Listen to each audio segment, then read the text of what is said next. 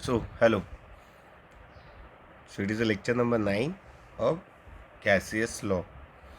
Basically gaseous state जो 11 का chapter होता है केमिस्ट्री का, वो है and kinetic theory of gases के पहले एक बेसिक पढ़ाना पड़ता है हीट का.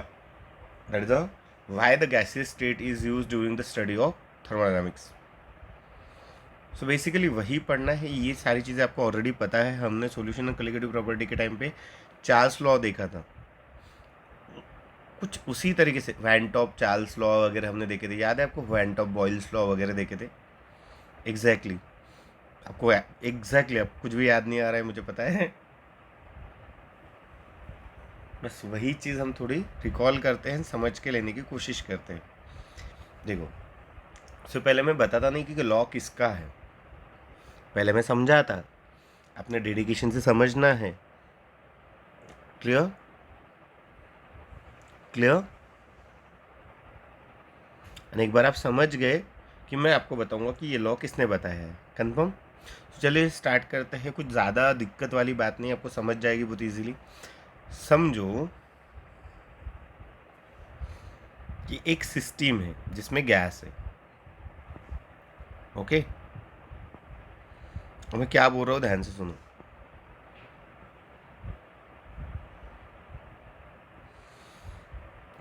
इसमें ऐसा गैस है. चलो रख दिया. This is a gas.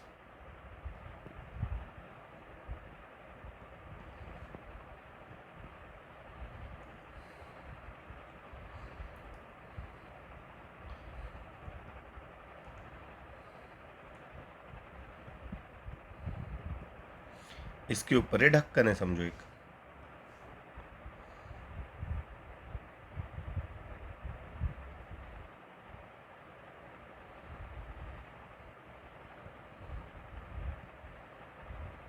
ये हो गया इसके ऊपर का ढक्कन.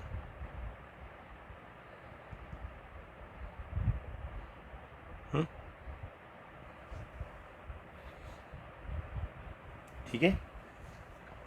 इस ढक्कन को मतलब जस्ट इमेजिन लाइक जो हमारी होली की पिचकारी होती है वैसे टाइप का. इसे ब्लॉक कहते हैं थर्मोडायनामिक्स के लैंग्वेज में, और इसे पिस्टन कहते हैं. ये गाड़ी में भी होता है. It is a block piston arrangement. ऐसे ऊपर नीचे होता है. जब इस पर प्रेशर कम ज़्यादा होता है, नीचे ऑयल होता है गाड़ी में, इसके वजह से ब्लॉक पिस्टन ऊपर नीचे होता है. और ये ऐसे ऊपर नीचे होता है तो इसे एक बीम अटैच होता है. वो ऐसे आगे, मतलब ऐसे जब ये नीचे जाता तो ये उसको पिस्टन जो अटैच को एक रॉड अटैच होता, वो ऐसा नीचे जाता नहीं, इधर से ऐसे ऊपर आता तो ये ऐसा सर्कुलर मोशन करता. फिर इसे एक रॉड अटैच होता है जिसे गियर्स अटैच होते हैं, तो वो गोल गोल गोल गोल घूमते. क्योंकि ये ऐसा ऐसा इधर से ऐसा नीचे जाता, यानी ऐसे ऊपर. आपने वो कैस्ट्रॉल के ऐड देखी होगी, उसमें दिखाते हैं ये. इस पे फ्रिक्शन कम हो इसके लिए ऑयल डाला जाता है, इसलिए बोलते हैं castor oil which reduce the friction, heating effect वगैरह वगैरह. क्लियर. तो आप समझो ये क्या है. It is called a piston, it is called a block. So अब ये कहा जा रहा है नीचे, तो मैंने इसे कॉम्प्रेस कर दिया, तो कुछ इस तरीके का हमें पैटर्न दिखेगा.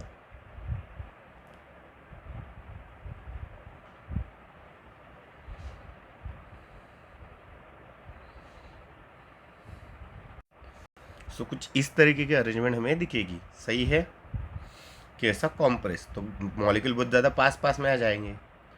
अब क्या होगा, ये ताकत ताकत से एक दूसरे के ऊपर कोलाइड होंगे, क्योंकि आपने इसका वॉल्यूम कम कर दिया, इसे कॉम्प्रेस कर दिया.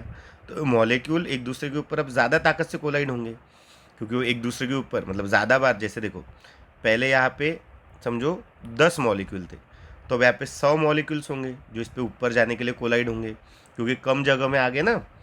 पहले ऐसे समझो कि 3 लेयर थी, 4 4 की.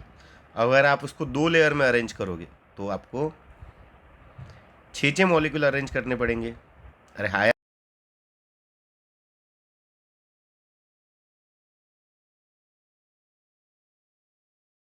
वॉल्यूम तो कम जगह में ज़्यादा मॉलिक्यूल हो जाएंगे, तो उसका फोर्स लगाने की एबिलिटी बढ़ जाएगी. अरे हाँ या ना.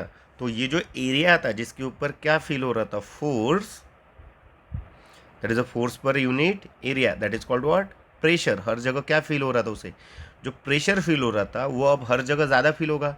पहले टोटल एरिया पे कितने मॉलिक्यूल का फोर्स था, 4, तो 4 का फोर्स अपॉन एरिया था, अब कितने का होगा, 6 का फोर्स अपॉन एरिया होगा, तो ज़्यादा प्रेशर डेवलप होगा।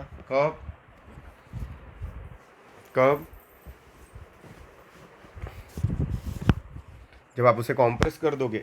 बट अगर ऐसा हुआ इन अ चांस कि इसके पास जो एनर्जी थी वो उसने in the form of heat loss कर दी, क्या कर दी, लॉस, मतलब इसका टेम्परेचर था 25 डिग्री सेल्सियस बट इनका टेम्परेचर कम हो गया, मतलब इन्होंने एनर्जी लॉस कर दी।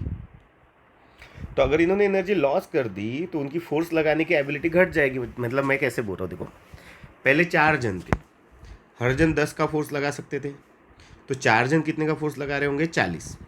समझो इसका एरिया है 10, तो 40 न्यूटन ऑन 10, तो 4 का प्रेशर डेवलप हो रहा होगा। अगर अब अभी भी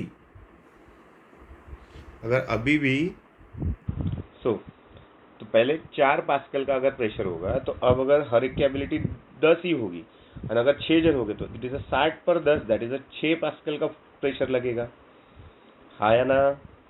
तो प्रेशर बढ़ा, बट कब बढ़ा, जब उनकी एबिलिटी सेम थी कोलाइड होने की, मतलब उनकी एनर्जी कम नहीं हुई थी। वो हर एक जन कितना फोर्स लगा सकते थे, 10। अब बाय चांस ऐसा समझो कि उन्होंने एनर्जी लॉस कर दी, जो पहले हर एक के पास कितना फोर्स लगाने की एबिलिटी थी 10, एनर्जी कम हुई तो फोर्स लगाने की एबिलिटी कम हो जाएगी, हाँ या ना। समझ रहा है कि मैं क्या कह रहा हूँ। तो अब ऐसा समझो कि जो पहले हर एक मॉलिक्यूल या हर एक मोल कितना लगा सकता था, 10, अब एनर्जी कम होने की वजह से वो 5 ही लगा पा रहा। अब भले ही यहाँ पे कितने मॉलिक्यूल लगा रहे हैं, 6, तो 5 इंटू 6 इज 30 ऑनवर्ड 10, तो हर एक जगह कितना प्रेशर फील होगा, 3 पास्कल का, जो बेसिकली प्रेशर बढ़ा नहीं, हाँ या ना, हाँ या ना। भले ही ज्यादा मॉलिक्यूल हुए फिर भी प्रेशर बढ़ा क्या, नहीं, कब नहीं बढ़ा, जब उसने एनर्जी क्या कर दी, लॉस। अब वो एनर्जी कब लॉस करेगा, तो हीट कब लॉस होती है, जब एक बॉडी कौन सी बन जाती है, हॉट, और दूसरी कौन सी बन जाती है, कोल्ड।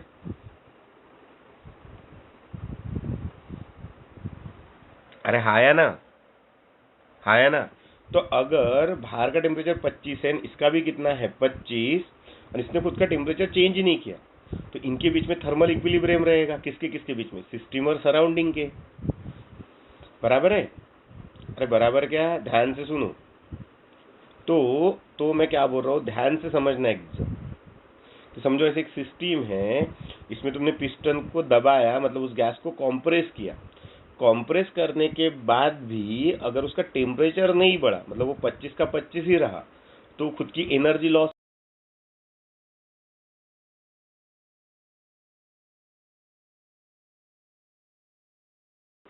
तो अब एक जगह पे 6 आएंगे, तो अगर हर एक जन फोर्स 10 लगा रहा था, तो पहले उस एरिया पे 40 न्यूटन का फोर्स, दैट इज 40 पर, समझो एरिया 10 है, तो that is 4 Newton per metre का प्रेशर। तो अब वो अगर 6 हो गए तो it is 60/10, that is 6 Newton per metre square का प्रेशर फील होगा। तो प्रेशर बढ़ेगा अगर आपने क्या कम कर दिया, वॉल्यूम। बट कब बढ़ेगा ऐसा आप कंपल्सरी कह सकते हो, तभी जब उसकी एनर्जी नहीं बदलेगी, और एनर्जी तब नहीं बदलेगी जब वो एनर्जी एक्सचेंज नहीं करेगा। और थर्मली और इन थर्मोडायनामिक्स एनर्जी एक्सचेंज कब नहीं होती, जब body in thermal equilibrium. Thermal equilibrium मतलब एक बॉडी हॉट ना हो, दूसरी बॉडी कोल्ड ना हो, सही है। अगर एक बॉडी हॉट है and second is a cold, then उनके बीच में क्या होगा, हीट का क्या होगा, एक्सचेंज होगा, सही है, यस और नो। तो अगर हीट का क्या नहीं होना चाहिए, एक्सचेंज, तो दोनों बॉडी का क्या सेम होना चाहिए, hotness and coldness, that is क्या सेम होना चाहिए, टेम्परेचर। सो अगर टेम्परेचर सेम है, समझो पहले बाहर का टेम्परेचर 25 था, इसका भी कितना था 25, सो that is in a thermal equilibrium. So after आपने उसका क्या कम कर दिया, वॉल्यूम, तो भी अगर बाहर का अंदर का टेम्परेचर कितना रहा 25, मतलब उसका टेम्परेचर अगर चेंज नहीं हुआ तो वो थर्मल इक्विलिब्रियम में ही रहेगी। तो ऐसे टाइम पे वो एनर्जी एक्सचेंज करेगी क्या, नहीं। फिर अगर हर एक मॉलिक्यूल के पास उतनी एनर्जी है तो उतनी ही फोर्स लगाने की एबिलिटी रहेगी, और अगर उतनी ही फोर्स लगाने की एबिलिटी है तो अब फोर्स लगाने वाले कॉम्प्रेस करने के वजह से एक जगह पे ज्यादा मॉलिक्यूल्स आएंगे, तो उसका क्या बढ़ जाएगा, नेट फोर्स बढ़ जाएगा उस एरिया पे। अगर नेट फोर्स बढ़ा तो उसके ऊपर का प्रेशर बढ़,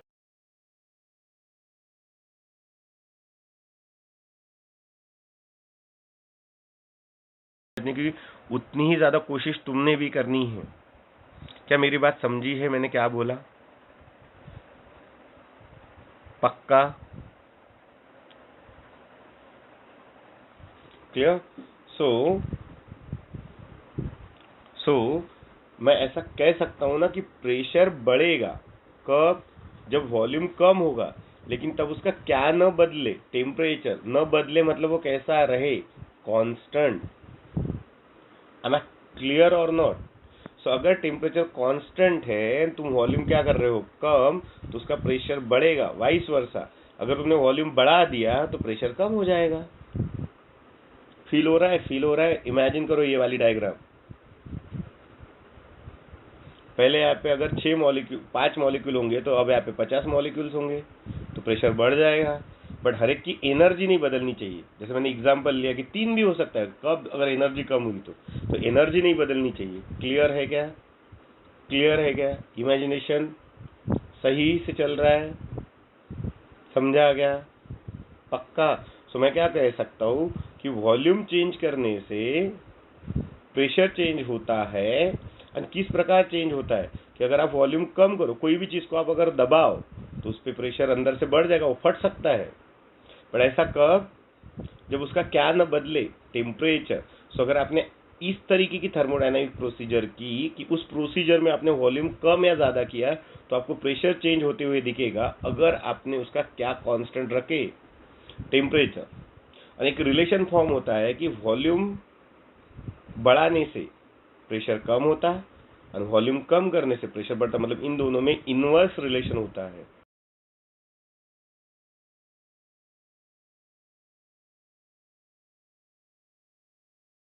जब उसका टेम्परेचर कांस्टेंट है, अदरवाइज शायद प्रेशर बढ़े, कम हो या उतना ही रहे, हम कह नहीं सकते। अगर एनर्जी कम ज्यादा होगी तो, बट एनर्जी सेम है ना, आपने उसे कॉम्प्रेस कर दिया तो नो डाउट उसका प्रेशर बढ़ेगा, उस एनर्जी का, वो ज्यादा अनस्टेबल हो जाएगी। क्या मेरी बात समझ रही है? सो मैं क्या कह सकता हूं कि at a constant temperature, what, at a constant temperature, pressure of a gas is inversely proportional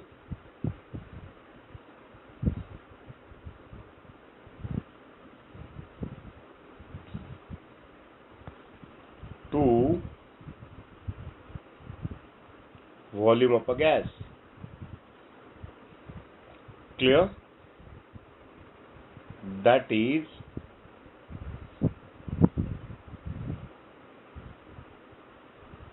clear at t equal to constant. क्या मेरी बात सही है? ये समझा गया? सो ये मैंने नहीं कहा, ये कहा था किसने? ये कहा था एक great scientist, that is a Boyle, जिसने सबसे पहले मॉलिक्यूल ढूंढ के निकाले थे कि आप मैटर को डिवाइड कर सकते हो in the form of molecule. उसे लगता था मॉलिक्यूल दुनिया की सबसे छोटी चीज है, वो गलत था, मॉलिक्यूल से छोटे एटम्स थे। डाल्टन को लगता था एटम दुनिया की सबसे छोटी चीज है, नहीं, वो भी नहीं थी। क्लियर? तो ये पहला बंदा है जिसने मॉलिक्यूल ऑब्टेन करके बताए थे। कैसे? तो उसने हीट देते गया, बॉन्डिंग वीक होती गई,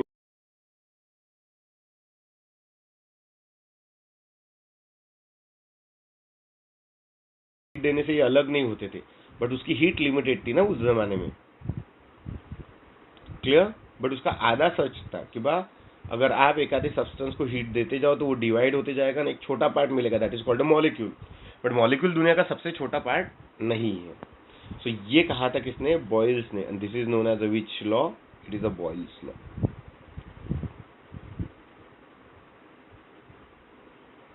क्लियर? क्लियर? सो तुम पट से टाइटल दोगे, क्या लिखोगे? Gaseous law. What is the title for you? 2 minutes. So what is the title for you?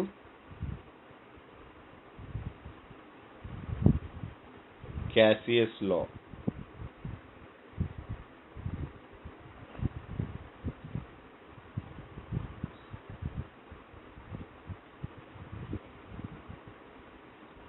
ठीक है, ठीक।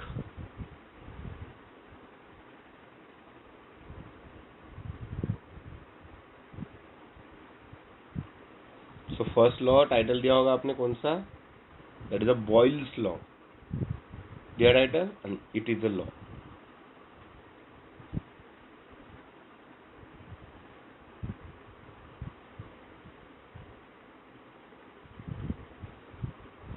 कंफर्म, समझा आ गया। इतना ज़्यादा एक्सप्लेनेशन आपको नहीं देना है, आपको सिर्फ समझना है। So it is a lecture number 9, what, gaseous law दिया है, एन आइडियल गैस इक्वेशन।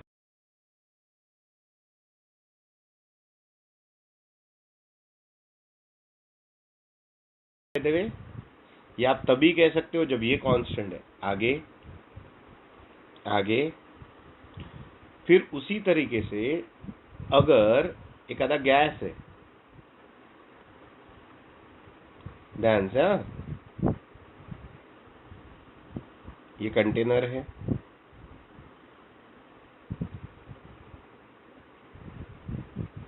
इस कंटेनर में समझो गैस।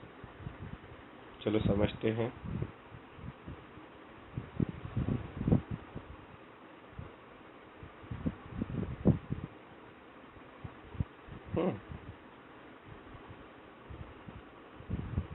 ये इसके ऊपर पिस्टन है,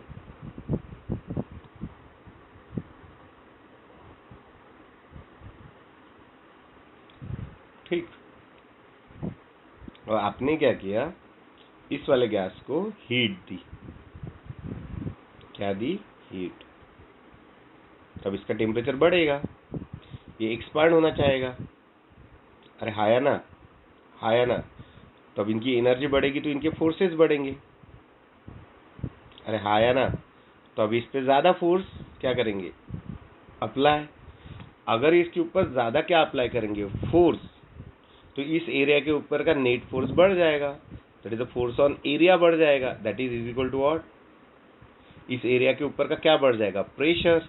क्या बढ़ाने से, हीट, बराबर है। अब हीट बढ़ाने से वो पहले एक दूसरे के ऊपर, ये मॉलिक्यूल इसके ऊपर कोलाइड होंगे तो उनका क्या बढ़ेगा, टेम्परेचर।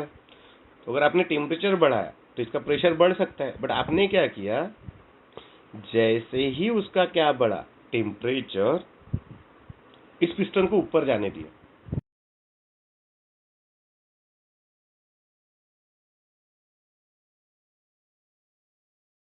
वर्क कर सकते थे तो उन्हें वर्क करने दिया, उन्हें क्या होने दिया, एक्सपांड, इन्हें इतना बड़ा होने दिया। अरे हाया ना, हाया ना, तो पहले कैसा था कि फोर्स बढ़ गया था, बराबर है। हर एक जन 10 फोर्स लगा सकता था, कितना, 10, बराबर है। और ऐसे थे 10 जन, तो 10 इंटू 10 कितने न्यूटन लगा सक रहे थे, 100 न्यूटन। समझो, वैल्यू छोड़ो, अब लॉजिकली समझो, मतलब जल्दी समझेगा। सो टेम्परेचर बढ़ाने से इनकी एनर्जी बढ़ गई, बट आपने क्या किया, इसे एक्सपांड कर दिया। तो अब क्या हो गया, एक्सपांड करने से फोर्स लगाने वाले मॉलिक्यूल ही कम हो जाएंगे। तो अगर मॉलिक्यूल ही कम हो गए तो भले ही एक की एबिलिटी बढ़ी, मतलब पहले 10 थे, 10 इंटू 10 दैट इज कितना लगा सक रहे थे, 100। अब भले ही एक की एबिलिटी कितनी हुई, 20, बट अभी ऐसे 5 ही लगा सकते क्योंकि जगह ज्यादा मिल गई। तो ज्यादा जगह में वो डिस्ट्रीब्यूट होने से सरफेस पे कितने रहे, सिर्फ 5। तो 20 इंटू 5 सिर्फ कितना लगा सक रहे, 100। तो क्या उसके ऊपर का प्रेशर बढ़ा, तो मेरे अकॉर्डिंग आंसर है नहीं। पहले भी उसके एरिया पे 100 लग रहा था, अभी भी उसके एरिया पे 100 ही लग रहा, भले ही उनकी एनर्जी बढ़ने से उनकी फोर्स लगाने की एबिलिटी बढ़ी, बट उसका प्रेशर बढ़ा क्या, नहीं बढ़ा। क्यों, क्योंकि आपने उसका क्या बढ़ने दिया, वॉल्यूम। तो मैं ऐसा कह सकता हूं कि टेम्परेचर बढ़ाने से वो एक्सपांड होना चाहता है, मतलब बेसिकली क्या बढ़ना चाहता, वॉल्यूम। सो वॉल्यूम बढ़ता अगर आपने क्या बढ़ाया, टेम्परेचर, बट तब आपको उसका क्या नहीं बढ़ते देना चाहिए, प्रेशर। सही बात है। अगर हमें प्रेशर नहीं बढ़ने देना है,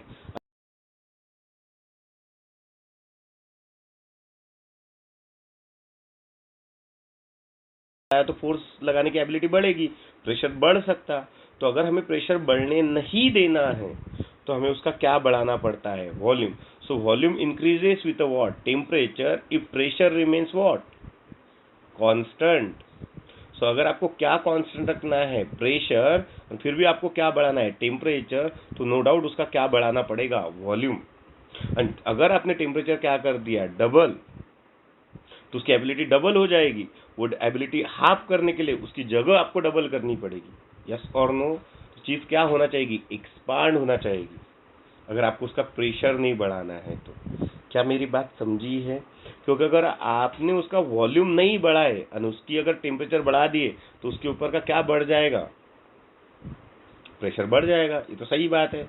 यस और नो? क्योंकि हर एक की एबिलिटी बदलेगी।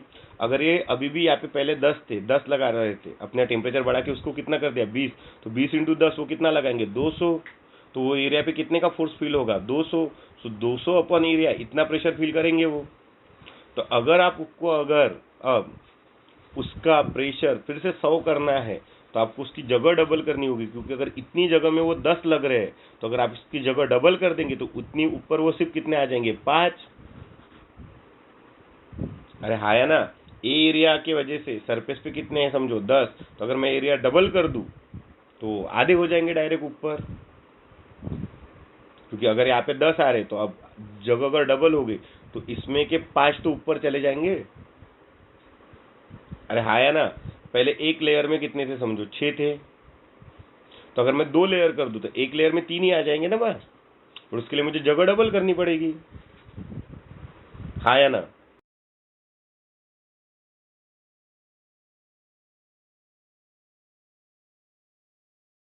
उतने 5 ही हो जाएंगे, तो 20 इंटू 5 कितना लगेगा, दैट इज 100। तो क्या मुझे उतना ही प्रेशर फील होगा, यस, बट इसके लिए मुझे उसका वॉल्यूम क्या करना पड़ेगा, डबल। अगर मैंने उसका क्या डबल कर दिया, फोर्स लगाने की एबिलिटी। एंड फोर्स लगाने की एबिलिटी कब डबल होगी, जब एनर्जी डबल होगी। जब एनर्जी कब डबल होगी, जब टेम्परेचर डबल होगा, क्योंकि हीट एनर्जी का इंडिकेशन कौन होता है, टेम्परेचर। सो व्हाट, मतलब मैं क्या कह सकता हूँ कि वॉल्यूम बढ़ेगा कब, जब आपने क्या बढ़ाया, टेम्परेचर, बट अगर आपको क्या कांस्टेंट रखना है, प्रेशर। सही बात है। So it is a law. So हम क्या कहेंगे, एट व्हाट, कांस्टेंट प्रेशर। आगे जाके इस प्रोसेस को नाम भी है, पहले तुम समझो, लॉ समझो, फिर मैं तुम्हें तुम्हारी 12 की थ्योरी समझाता हूँ। Constant pressure what, volume, sorry 2 minute, volume of a gas is directly proportional to what, to temperature of gas. By the way, it is absolute temperature, that is in a Kelvin. Clear है? और ऐसा तभी हो सकता है जब वो direct ऊपर शिफ्ट होंगे, तो डायरेक्ट वो मतलब डायरेक्ट जगह डबल कब लेंगे, जब वो इजीली ऊपर जाएंगे, उनमें कोई भी अटैचमेंट नहीं होगी। इसके लिए वो गैस ज़्यादा इंपॉर्टेंट है। ये सिर्फ गैस में ही पॉसिबल है। बाय द वे, सॉलिड में ऐसा नहीं होगा कि आपने टेम्परेचर डबल कर दिया, मतलब एक लोहे का आयरन लिया,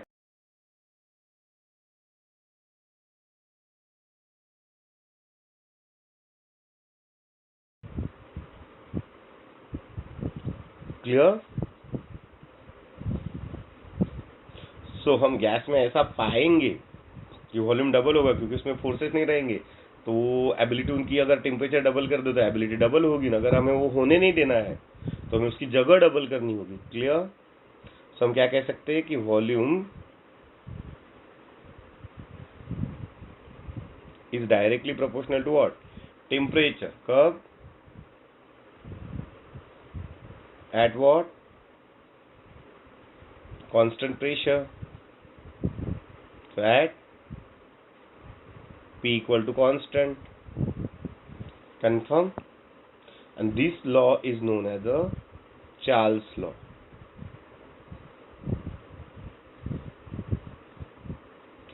ठीक है। सो आपने सेकेंड लॉ भी लिखा होगा। Second law is a Charles law, heading ऊपर देना और ये लॉ लिखना। Clear clear. अब थर्ड लॉ तो मैंने तुम्हें ऑलरेडी पढ़ा चुका हूँ। अगर हम उसकी जैसे इसी एग्जाम्पल, अगर हम उसका वॉल्यूम नहीं बढ़ने देंगे, अगर उसका क्या डबल कर देंगे, टेम्परेचर, तो अगर टेम्परेचर डबल तो एनर्जी डबल, फोर्स लगाने की एबिलिटी डबल तो प्रेशर डायरेक्ट डबल। अरे हाया ना। तो अगर हमने वॉल्यूम कांस्टेंट रख दिया गलती से और तब हमने क्या बढ़ा दिया, टेम्परेचर, तो उसका प्रेशर डायरेक्ट डबल हो जाएगा। तो हम क्या कह सकेंगे कि eight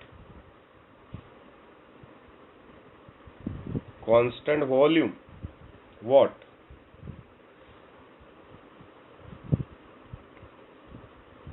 pressure of a gas is what?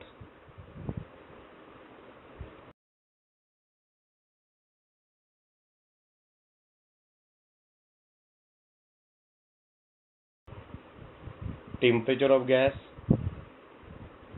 ठीक है ठीक है।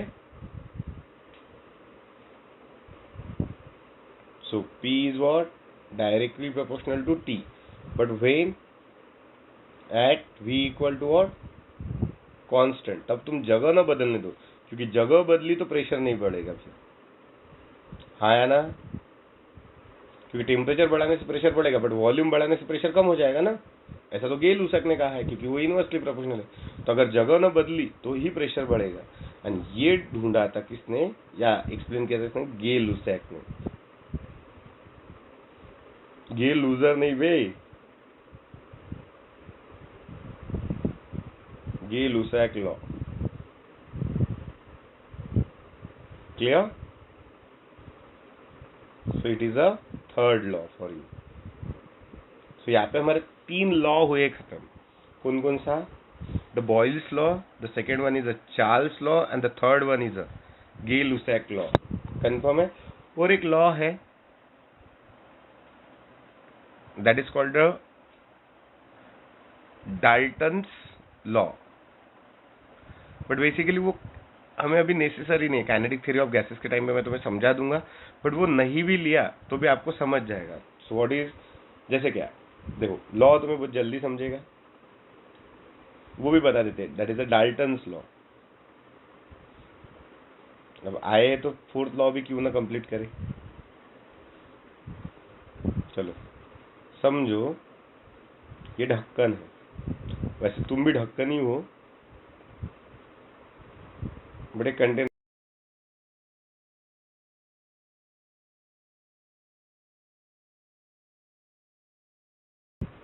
समझो यहाँ पे पहले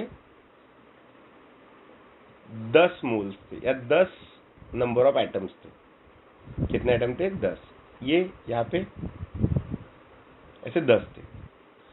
अब समझो मैंने इतने एटम बढ़ा दिए कि सरफेस पे 20 एटम आ गए, मतलब एटम डबल कर दिए। पहले अगर वो x थे तो अब 2x है, तो सरफेस पे कितने आ गए? 20 आ जाएंगे। कि अगर x के वजह से सरफेस पे 10 आते तो 2x की वजह से कितने आएंगे? 20। समझो पहले 10 की वजह से प्रेशर कितना फील हो रहा था? P। तो अब 20 की वजह से कितना प्रेशर फील होगा? 2P। अगर मैंने उसी जगह में उतनी इसमें एटम क्या कर दिए? डबल। तो अगर मैंने एटम्स कितने कर दिए? डबल। तो सरफेस पे समझो 20 आए तो उसका प्रेशर 2P रहेगा। अगर 10 का प्रेशर कितना रहेगा? P। अरे हाँ या ना। तो मैं क्या कह सकता हूँ कि वह मेरा प्रेशर डायरेक्ट डबल होगा अगर मैंने डायरेक्ट एटम क्या कर दिए? Double. So pressure is directly proportional to what? Number of atoms. So जितने ज्यादा तुम वहां पे एटम्स या मॉलिक्यूल्स बढ़ा दोगे, नंबर ऑफ मॉलिक्यूल्स और नंबर ऑफ एटम्स बढ़ा दोगे, उतना ज्यादा तुम्हें प्रेशर फील होगा। या नंबर ऑफ मोल्स बढ़ा दोगे, इन शॉर्ट। अरे हाँ या ना। What is the number of moles? It is also a number of atom molecule. सिर्फ कितने इसमें? 1 मोल में। क्लियर है? क्लियर है?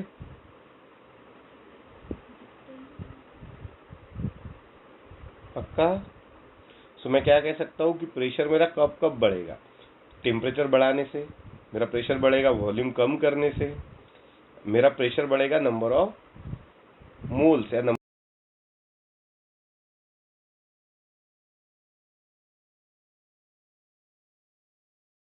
एटम कितने थे x, अगर मैं टोटल एटम कितने कर दूं 2x, तो मेरे सरफेस पे कितने आ जाएंगे 200। तो पहले अगर प्रेशर P होगा तो अब 2P होगा।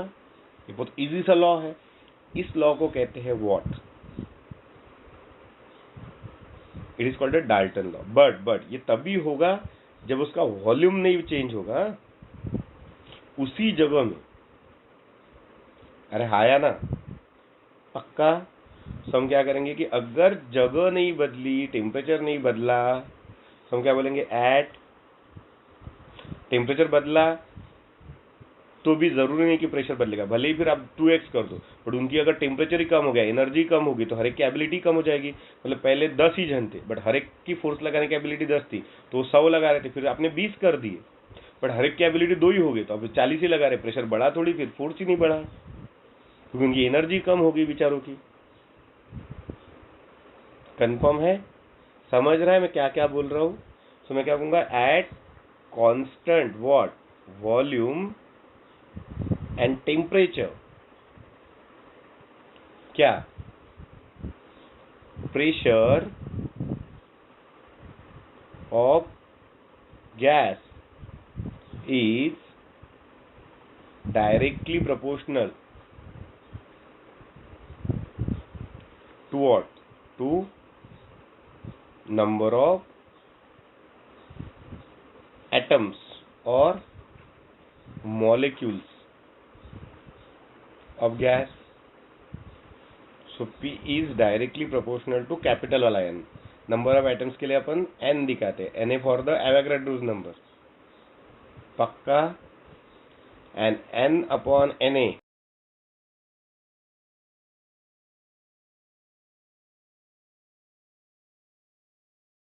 नहीं होगा तो तुम बेसिक निकालो, नंबर ऑफ मोल्स का कंसेप्ट निकालो बेसिक में से, वहां तुम्हें ये सब मिल जाएगा। मैं डबल नहीं पढ़ाऊंगा ये। At V constant T constant, ठीक है। It is a which law? It is known as a Dalton's law. उसे डाल्टन डिफ्यूजन लॉ भी कहते हैं वगैरह वगैरह, but Dalton's law. Clear? It is a fourth. तो मैंने आपको 4 लॉ लिख के दिए हैं, आपको टाइटल बराबर ऊपर देना है, उसके नीचे ये लॉज लिखने हैं। क्लियर है? क्लियर है?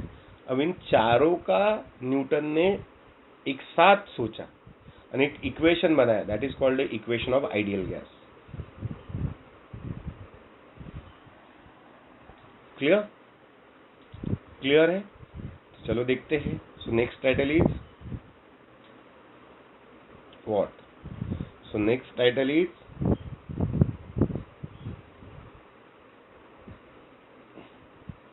Ideal gas equation.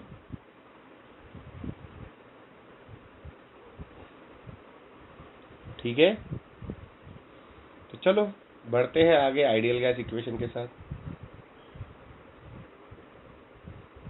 So it is very simple and clear कि अगर हम क्या बोले, मैं पहले सिर्फ समझा दे रहा हूं, आज लिख के मैं कल दूंगा या फिर मैं लिख के भेज दूंगा। कंफर्म? सो यहां से लिखने पे फोकस मत करना, समझने पे फोकस करना। तो क्या बोलेंगे अपन, according to which law? According to Boyle's law. बताओ क्या?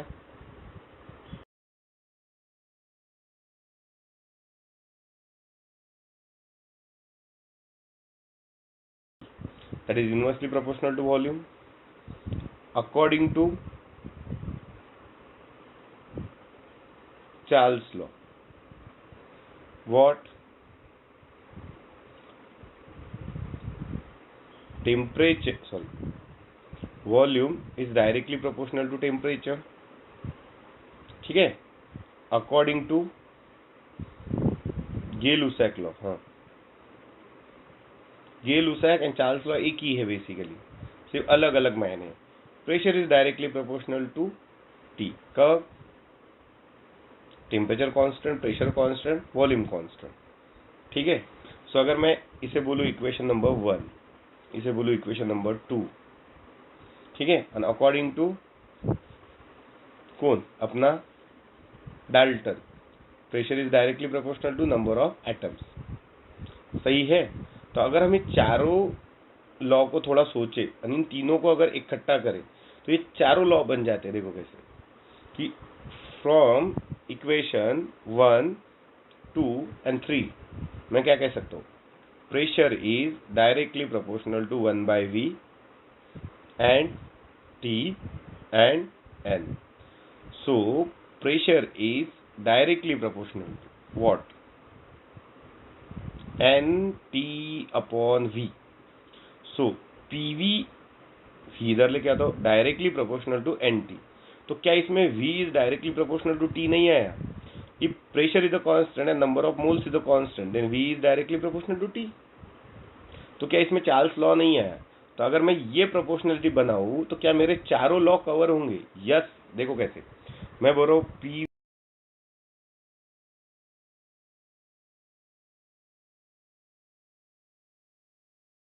नंबर ऑफ मोल्स कांस्टेंट, तो pressure is directly proportional to temperature. ये किसने कहा था? गै-लुसैक ने। अगर मैं कहूँ टेम्परेचर कांस्टेंट है तो मैं बोलूंगा PV is proportional to constant. इसका मतलब P is proportional to constant upon V, that is P is inversely proportional to volume. ये किसने कहा? Is the Boyle's law. अरे हाया ना, प्रेशर कांस्टेंट है, नंबर ऑफ मोल्स कांस्टेंट है, then volume is directly proportional to temperature. So सारी condition लगा के अगर अपन देखें तो चारों लॉ सेटिस्फाइड हो गए अगर मैं ये वाला इक्वेशन यूज करूँ तो। ऐसा मैं नहीं कह रहा, ऐसा न्यूटन कह रहा है। So we are moving toward the what, the gas equation, जिसमें सारे लॉ ऑफ गैस सेटिस्फाइड होंगे। कंफर्म है? अब वो सेटिस्फाइड तो होंगे ही होंगे, बट ये वाला लॉ आप कोई भी गैस को नहीं लगा सकते। इसके लिए कंडीशन दी है न्यूटन ने कि अगर प्रेशर डायरेक्ट तो वॉल्यूम आधा, टेम्परेचर डबल तो वॉल्यूम डबल। ये तभी पॉसिबल है जब वो बिल्कुल भी रेजिस्टेंस या अपोज नहीं शो करेंगे फॉर ए इंक्रीज। इसका मतलब उसमें बिल्कुल भी अट्रैक्शन न हो। ये कंडीशन वाले गैस को आइडियल गैस कहते हैं। ऐसा गैस रियल में नहीं होता है। तो आप काइनेटिक थ्योरी ऑफ गैसेस के टाइम जब आइडियल गैसेस की कंडीशन देखेंगे तब मैं आपको ये समझाऊंगा पूरा। क्लियर?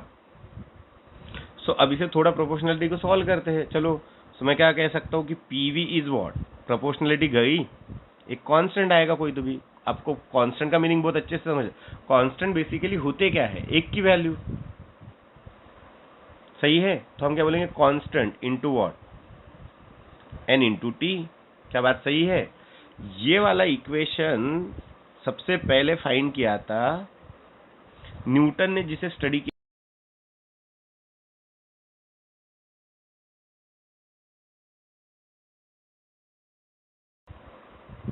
क्या नाम है? बोल्ट्जमैन। ठीक है।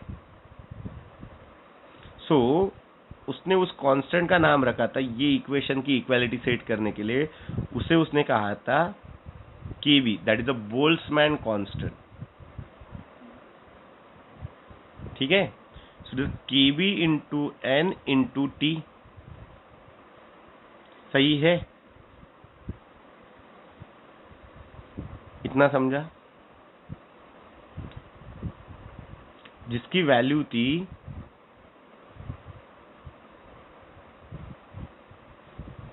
1.38 इंटू 10⁻⁻23।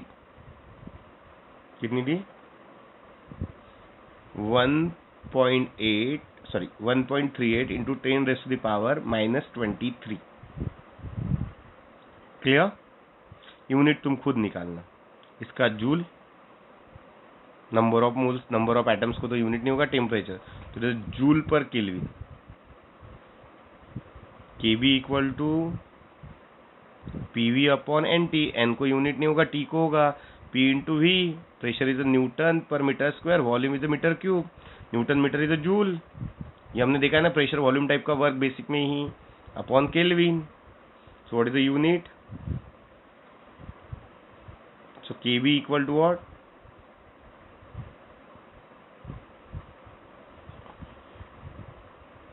Boltzmann constant. क्लियर है? अब बट अपने को मोल कंसेप्ट पे से एक बात पता है। So what is the number of moles? So the mass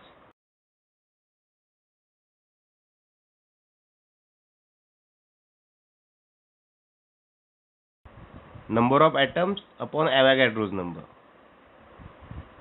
clear? ये वाला लॉजिक कहाँ से आया? Because 1 mole is equal to कितने atoms?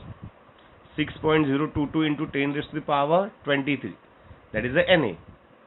So x mole equal to, मतलब ऐसा Na that is what 6.022 into 10 raised to the power 23 equal to कितने mole? 1 मोल। तो n एटम इक्वल टू कितने मोल? तो हम बोलते हैं that is a small n। तो what is a small n? So n into 1 upon Na, that is what n by Na। क्या बात सही है?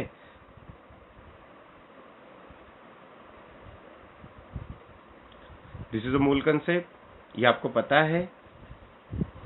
क्लियर? क्लियर है? तो मैं क्या बोल सकता हूं कि n upon Na is what? n what? Number of moles. सही है? So what is a n? So n into Na। अरे हाँ या ना? तुम बोलोगे सर ये आपने क्यों निकाला? तो मैं बोलूंगा नंबर ऑफ एटम्स गिनना थोड़ी पॉसिबल है, एड़े नंबर ऑफ मोल्स गिनना पॉसिबल है, and Na is a constant. तो एड़े जैसे सवाल मत पूछना, हमारा कुछ तो भी स्टैंडर्ड होता है जो हमें कंटिन्यू मेंटेन करना होता है। क्लियर? सो ऐसे इलॉजिकल 10वीं जैसे सवाल नहीं पूछना है हमें, हम 12 के लास्ट मंथ में हैं। सो ये वाला सब्स्टिट्यूशन मैं ऊपर कर सकता हूं, तो चलो करके देखते हैं क्या होगा। सो PV इक्वल टू KB तो वैसे ही रहेगा,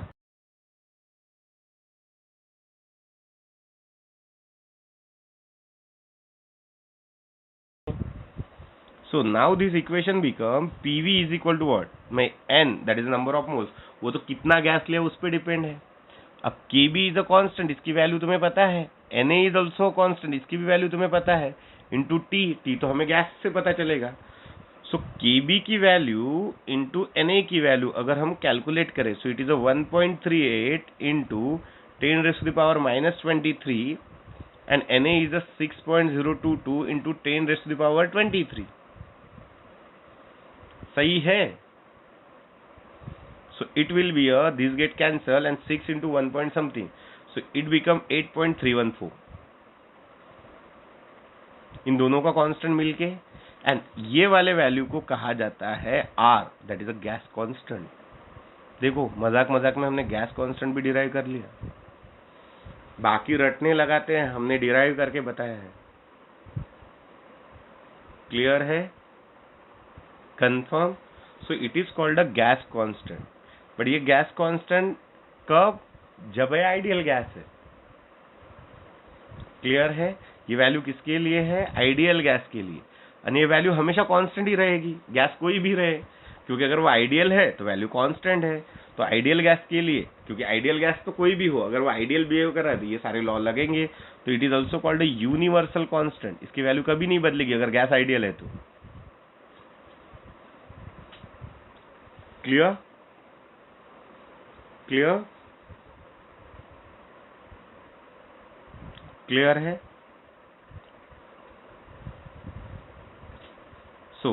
सो हमारा इक्वेशन क्या बनेगा now?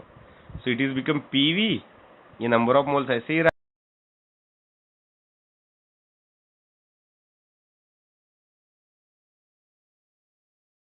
PV equal to nRT.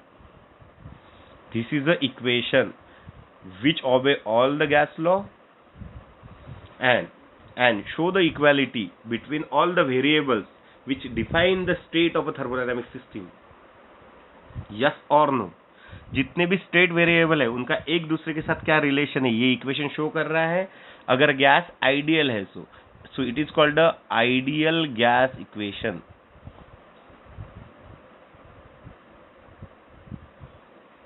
क्या मेरी बात समझी है? पक्का? पक्का? वैसे मैंने पूरा ही प्रूफ लिख के दिया है, इसमें कुछ भी नहीं छोड़ा है। कंफर्म? बस थोड़ा सिस्टमेटिक लिख के मैं भेज दूंगा,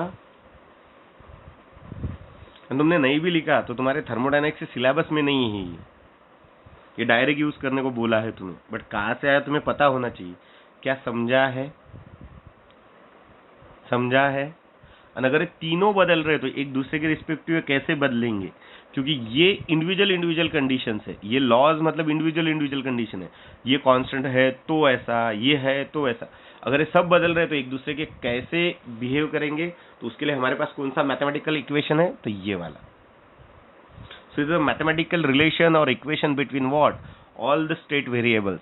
तो आज से बेसिकली आपके सिलेबस में आइडियल गैस ही होता है, तो आज से आपको जब भी कोई गैस का प्रेशर, वॉल्यूम, टेम्परेचर ऐसा कुछ तो भी दिया है तो आप ये वाला इक्वेशन यूज कर सकते हो। क्या मेरी बात समझी है? पक्का पक्का पक्का समझा आ गया? अब इसके ऊपर से अब तुम इसमें का कौन सी चीज कांस्टेंट रखते हो, कौन सी चीज बदलते हो, किस प्रकार से हीट देते हो, हीट देते टाइम तुम्हें क्या कांस्टेंट रखना है, क्या बदलना है, इस